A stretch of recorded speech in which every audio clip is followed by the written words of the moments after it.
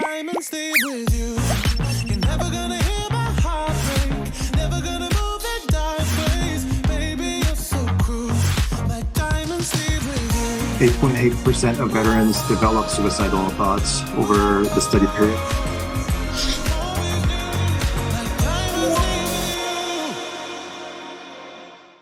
아유, 아이고.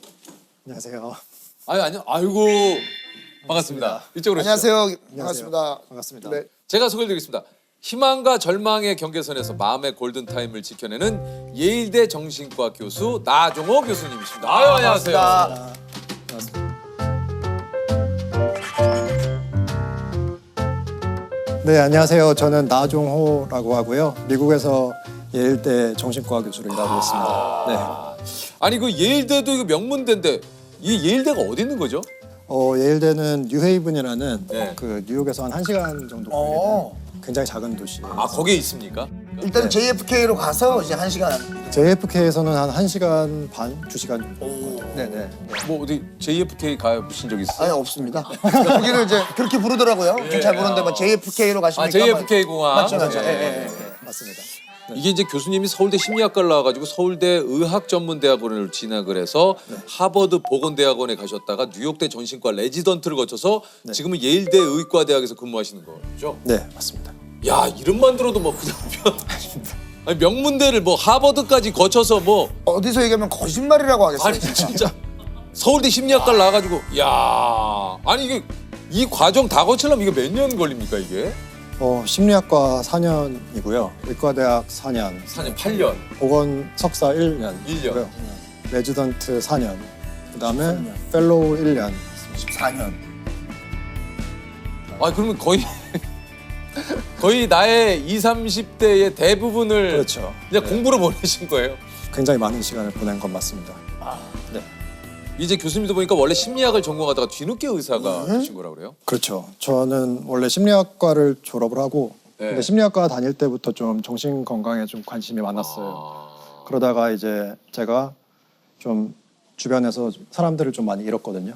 그 대학교 1학년 때 선배 한 분이 스스로 목숨을 끊으셔서 돌아가셨고 또 군대에서도 이제 비슷하게 동기가 한 명이 그렇게 떠났고 그러면서 제가 자살을 좀 막고 싶다는 생각을 했던 것 같아요. 그래서 어떻게 하면은 내가 자살을 막을 수 있을까 이런 생각을 하다가 정신과 의사가 아마 자살하고 가장 맞닿아 있는 직업이 아닌가 그런 생각이 들어서 그래서 뒤늦게 군대도 갔다 온 후에 의과대학에 갔습니다. 그러셨군요. 교수님이 뉴욕대 병원 레지던트 시절에 응급실에서 근무를 하셨다는데 이게 저 미국에서는 정신과 선생님이 응급실에서 근무하세요?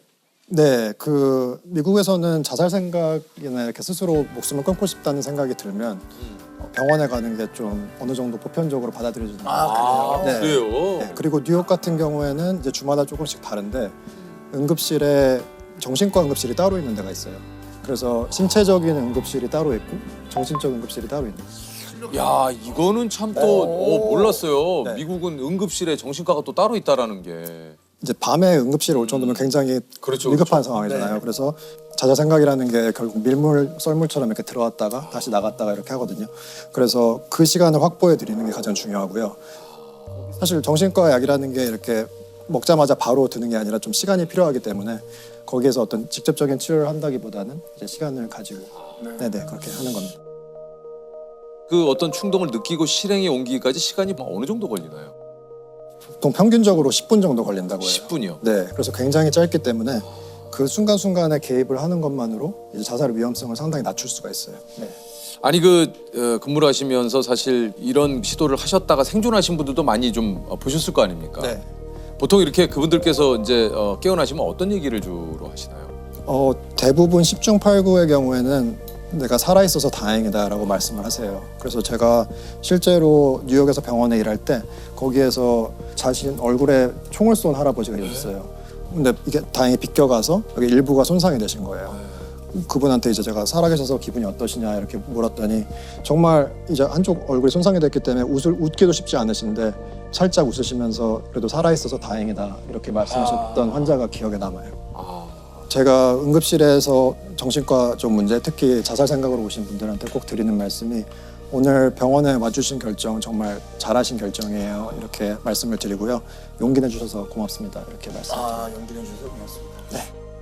근데 이제 그 교수님께서는 한국에서 자살을 극단적 선택이라고 표현하는 데서 좀 개인적인 아쉬움이 좀 있으시다 그래요. 네, 사실 극단적 선택이라는 표현은 어떻게 보면은 좀 우리가 자살이라는 단어를 완곡하게 표현한 그렇죠, 거잖아요. 그렇죠. 예. 그런데 우리가 언론에서 자살을 보도할 때 가장 중요한 게 이게 선택의 일부라는 거를 보여주면 안 돼요. 그래서 선택지의 하나라는 것을 명시하면 안 되는데 사실 극단적 선택이라는 말은 그 말 자체에 선택이라는 게 포함이 돼 있잖아요. 그래서 그게 이제 가장 큰 문제점 중에 하나인 것 같고. 아, 선택지에 놓는 것이 아니다. 그렇죠. 예. 그리고 정신 질환을 가지신 분들이 굉장히 많아요. 자살로 이제 사망을 하시는 경우에. 네. 그럴 경우에 우리가 예를 들면 암으로 사망을 하시면 그분이 투병을 하셨다고 하잖아요. 네네. 그래서 병하고 싸우다가 이렇게 돌아가셨다 네. 이렇게 하는데 정신 질환을 앓다가 이제 세상을 떠나신 분들한테 어떤 선택이라고 하는 것 자체는 어떻게 보면은 좀 부정적인 뉘앙스를 줄 수 있다라는 생각. 그들은 나름대로의 투병 생활을 한 건데. 그렇죠. 예. 그리고 마지막으로 이제 자살로 세상을 떠나신 분들의 유가족이 있잖아요.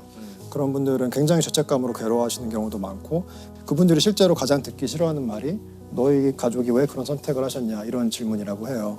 가뜩이나 죄책감을 느끼시는데 오히려 죄책감을 2번 드리는 언어가 될 수가 있어서 네. 그래서 그냥 이제 그 교수님께서는 자살이라는 표현을. 네, 사실 대부분의 나라에서 그냥 자살로 표현을 하고 있어요. 왜냐하면 완곡한 언어로 표현을 한다는 게 어떤 자살을 예방한다던가 자살을 줄이는 데 도움이 된다는 근거가 별로 없거든요. 그래서 제가 지속적으로 좀 그렇게 주장을 하고 있습니다. 네.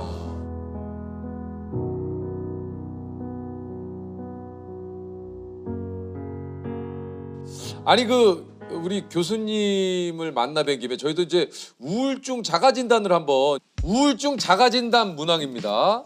지난 2주 동안 느낀 감정을 표시하면 되죠. 네네. 근데 이거 그냥 좀 솔직하게 해도 이건 솔직하게 할게요. 무서워서.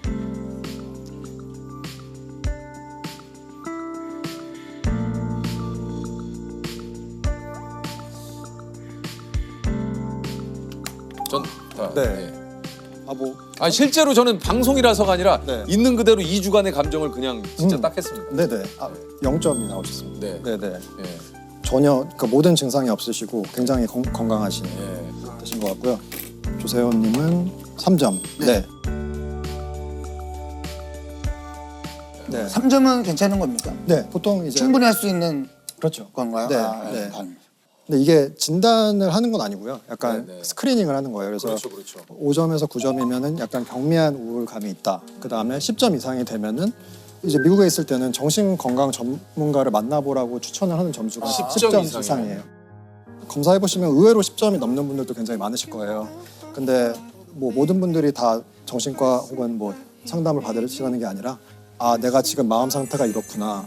좀 들여다볼 수 있는 기회가 될 수 있는 것 같아요. 네. 근데 사실 이게 전 되게 중요한 것 같은 게 내가 지금 어떻게 살아가고 있는지를 한 번씩 체크하는 게 네. 굉장히 좋은 것 같아요. 맞아요. 그걸 안 하고 있으면 어느 순간에 어떤 범위를 벗어나니까 맞아요. 그리고 우리가 생각보다 자기 감정을 들여다보는데 되게 서툴러요. 서툴러요. 그러니까 맞아요. 오히려 다른 사람이 지금 기분 어떻지 이렇게는 계속 예상을 해보고 이렇게 하는데 내 감정을 잘 안 네. 안 살피잖아요. 네. 그래서 제가 항상 드리는 말씀이 자기 감정부터 먼저 알아차릴 수 있어요. 다른 사람의 감정도 알아차릴 수 있다. 아, 우리 진짜 요즘 이 시대를 살아가면서 이런 좀 나도 모르는 이런 우울감과 좀 불안함을 겪고 있는 분들이 정말 많을 것 같아요. 맞아요. 그리고 우리가 그런 얘기를 사실 대놓고 하기가 굉장히 힘들잖아요. 맞아요, 힘들죠. 네. 그러니까 왜냐면 사실 주변에 가까운 사람에게도 내가 이런 이야기를 털어놨을 때 네. 괜히 이 불안함을 상대방까지 굉장히 좀 이렇게 짐을 지우는 것 같고. 그렇죠. 그렇죠. 맞아요. 네. 그래서 갈수록 미국에서도 사실 많은 연예인들이 커밍아웃을 하고 있어요. 마이클 펠프스 아시죠? 네네네. 굉장히 유명한 수영 선수라든가. Thought I could fly, so I stepped off the golden. Nobody cried. 스스로의 우울증에 대해서 이야기를 하고 Nobody. 나도 이렇게 힘들었다. 그러니까 여러분도 용기를 내달라. 이런 게 이제 갈수록 그런 문화로 나아가고 있는 것 같아요. 아, 맞아요. 예전에 뭐 예를 들어서 제가 나 요즘 우울해. 야 네가 뭐가 우울해? 너만큼 행복한 사람이 어디 있어? 야, 씨, 내가 너는 춤추고 다닌다. 너내 얘기 들어볼래? 막 이래버리면 사실 이게 대화가 안 되는 거잖아요, 교수님. 맞습니다. 네. 네. 그럼 제일 좋은 경청할 수 있는 방법은 뭔가요? 나 우울해라고 시작을 네. 했으면. 네.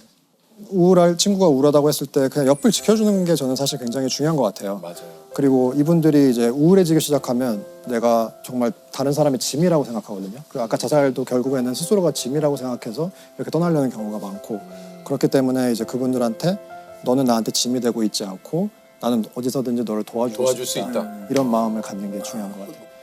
또 우울증을 앓는 분들의 특징이 너무 과거에 집착하거나, 그러니까 현재를 살지 못하고 너무 먼 미래를 보기 때문에 그러다 보니까 이제 자기 지금 하루하루 사는 게 너무 힘든 거예요. 예를 들면 침대에서 나가서 밥을 먹고 정말 다 간단한 것들을 해야 되는데 너무 먼 미래 아니면 과거에 이제 잡혀 있기 때문에 그게 힘들어요. 그래서 그분들이 정말 하루하루 일상생활을 할 수 있게 가족분들이나 이런 분들이 식사 안 했으면 식사했느냐, 아니면 요새 잠을 못 자는 것 같은데 어떻느냐, 이렇게 좀 구체적으로 질문을 하고, 중요한 것은 직접적으로 물어보는 거예요. 그래서 우리가 직접적으로 너 혹시 지금 그런 자살 생각을 하고 있니?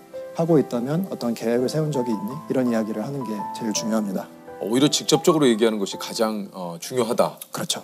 이제 우리가 만약에 계획을 하고 있으면 생각보다 그걸 말씀해 주시는 경우가 굉장히 많아요. 왜냐하면 그런 질문을 하는 사이는 사실 어느 정도 가까운 사이잖아요. 그래서 그럴 경우에 이제 예방할 수 있는 어떤 계기가 되는 것이죠. 같이 대화를 나누는 게 결국엔 대화가 제일 중요한 것 같습니다. 네. 사실 저도 일이 없던 시기가 있었을 때는 약간 쓸데없는 그런 자존심도 있어서 나의 힘듦을 얘기하고 싶지도 않았고, 네. 그리고 혼자 집에 있다 보니까 이게 쌓이다 보니까 굉장히 좀 나름대로 힘든 시간들이 있었거든요. 맞아요. 근데 그때 그래도 굉장히 큰 도움이 된 게 이제 친구였던 것 같아요. 남창이라고 하는 친구가 네.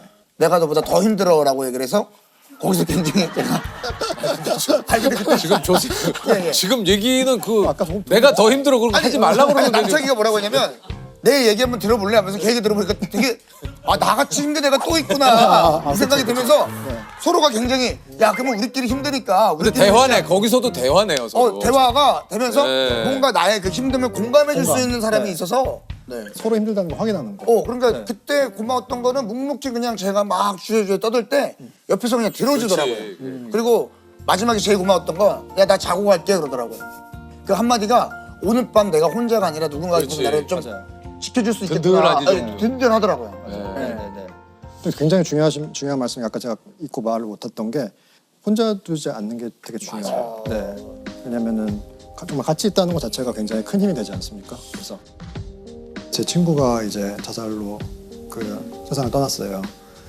레지던트 동기였는데 마침 그 친구가 떠나기 전주에 같이 당직을 섰어요. 근데 제가 이제 문자를 보냈는데 잘 지내고 있냐, 좀 외롭고 이제 밤새고 그러니까. 근데 바쁘진 않은데 좀 왠지 모르게 되게 혼자인 것 같다 그런 이야기를 했어요. 그래서 그게 너무 좀 마음에 남더라고요. 뭔가 너무 제가 좀 그래도 내가 그때 좀 더 따뜻한 말이라도 한마디 해줬으면 조금이라도 따뜻함을 느끼지 않았을까, 그런 생각은 가끔 하는 것 같아요. 내 말을 진심으로 들어주는 사람 한 사람만 있어도 정말 그 사람은 새로운 삶을 살아갈 수 있는 원동력을 얻을 수 있다고. 그래서 정말 힘든 친구가 있으면 같이 뭐 정신과 진료를 받을 수도 있고 뭐 상담을 받을 수도 있고, 이렇게 좀 더 자유로울 수 있는 문화였으면 좋겠어요. 이게 이제 환자분들께서 트라우마가 된 사건에 대해서 얘기를 하면 네. 교수님도 저 간접적으로 트라우마를 좀 느끼실 때가 좀 있습니까? 어떠세요? 네, 그렇죠. 근데 제가 이제 만난 환자분들 중에 어렸을 때 부모님이 안 계시고 삼촌한테 지속적으로 학대받던 분이 있었어요. 그런데 그분이 매일 삼촌한테 야구방망이로 맞다가 어느 날은 칼에 찔린 거예요. 아유. 그래서 그분이 12살 때 자기로 돌아가서 지금은 청년인데 그때 사건을 복기를 하는 거예요, 제 앞에서. 근데 그건 그러면 너무 힘든. 네, 너무 마음이 아프죠. 근데 그 친구가 야구방망이를 삼촌이 휘둘렸는데 그걸 잡은 거예요. 그래서 맞잡고 자기가 그때 알았대요. 자기가 삼촌보다 힘이 세다는 걸. 삼촌은 취해 있었고 나도 이제 키가 많이 컸으니까. 그래서 그때 어떤 생각을 하고 있었냐 이렇게 물어보니까 삼촌이 넘어질까 봐 걱정을 한 거예요. 자기가 이렇게 하면은. 그래서 결국에는 삼촌을 제압하지 못했고 삼촌한테 그날 이제 칼에 찔리는 그런 끔찍한 일을 당한 거예요. 그 환자분께 어렸을 때 가장 행복했던 기억이 뭐냐라고 물어봤더니 거의 뭐 어렸을 때 행복한 기억이 없다는 거예요. 항상 맨날 안 좋은 일만 있었으니까. 근데 한 가지 딱 기억나는 게 그 자기를 맨날 학대한 삼촌이 이렇게 무등을 태워줬다는 거예요. 그걸 들으면서 너무 마음이 아파가지고 제가 환자 앞에서는 잘 안 우는데 정말 참기 힘들었고 근데 막 정말 펑펑 울었던 그런 기억이 납니다. 아이들은 항상 부모를 용서한다고 해요. 근데 정말 그 사건을 들으면서 이 나를 그렇게 매일같이 학대하는 삼촌을 걱정하는 마음이 너무 좀 되게 마음이 되게 아팠던 그러니까 본인을 네. 그렇게 고통스럽게 하는데도 불구하고 그렇죠. 아이들은 끊임없이 어른들을 용서한다라는 그 얘기가 참 너무 마음이 아프네요. 이게 좀 교수님께도 여쭤보고 싶어요. 교수님은 어떻게 좀 자기 감정을 좀 챙기십니까? 일단 저는 제일 중요한 게 자기 감정을 기록하는 것 같아요. 스스로 물어봐주고 0점에서 100점에서 내 기분이 오늘 어느 정도 됐지 이런 거를 좀 계속 점검을 해봐요. 그래서 만약에 내가 오늘 기분이 뭐 100점이었으면 내가 오늘 어떤 일을 했는지 좀 보는 거예요. 그래서 내가 어떤 일을 할 때 제일 기쁘고 기쁜지. 어떤 일을 할 때 체크하는구나. 스트레스를 받는지 이런 걸 알아서 스스로 어떻게 보면 자기한테 처방을 하는 거죠. 내가 스스로 행복해질 수 있는 것들을 처방을 해서 저 같은 경우는 이제 글쓰기를 좋아하는데 글 쓰는 것을 하루에 뭐 일주일에 3번 정해놓고 쓴다든가 아니면 이제 운동 좋아하시잖아요. 네. 그래서 운동 이렇게 정해놓고 하는 것도 굉장히 도움이 많이 되고요. 네. 아니 그 좀 다양한 환자분들과 얘기를 나누다 보면 그러니까 스스로가 좀 삶에 대한 태도가 좀 바뀌셨나요? 어떤가요? 정신과 의사로 일을 하면서는 좀 너무 배반하는 노력을 좀 많이 본 것 같아요. 그건 뭡니까? 정말 열심히 살고 착하게 살고 성실하게 살았는데 어느 날 갑자기 닥친 트라우마 아니면 불행으로 인해서 인생이 정말 180도 달라지는 거죠. 제가 만난 환자분들 중에 어떤 노숙자분이 계셨는데 어떤 대기업의 임원이셨다는 거예요. 아 진짜요? 네, 10년 전까지. 아내분이 돌아가신 다음에 이제 마약에 중독이 되셔가지고 어떻게 보면은 사회적으로 많이 몰락을 하신 거죠. 근데 그런 과정들을 보면서 어떤 사회에서 말하는 그런 성공이라는 게 정말 약간 신기루 같다는 생각을 많이 했어요.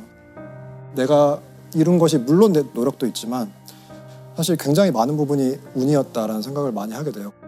그래서 제가 정신과 의사로서 할 수 있는 게 무엇일까라는 생각을 많이 하는데 청년들한테 채찍질을 하거나 이런 것보다는 그분들한테 좀 위로를 해드리고 싶다는 생각을 많이 해요, 살면서. 아 진짜 그런 생각이 좀 많이 듭니다. 이 채찍도 적당히 맞아야 이게 뭔가 스스로가 힘이 맞아요. 되지. 맞아요. 너무 맞으면 아프잖아요. 네. 그리고 나중엔 너무 아프면 막 살이 찢어지는데도 몰라요 아픈지. 맞아요. 그러니까 그 정도로 스스로에게 너무 가혹하지 않았으면 좋겠어요. 제가 외국에서 보면은 한국 분들 정말 열심히 사세요. 정말이죠. 그러니까 정말 특히 한국 젊은이들 정말 너무 열심히 너무 사는데 열심히 살죠. 너무 자책을 많이 해요.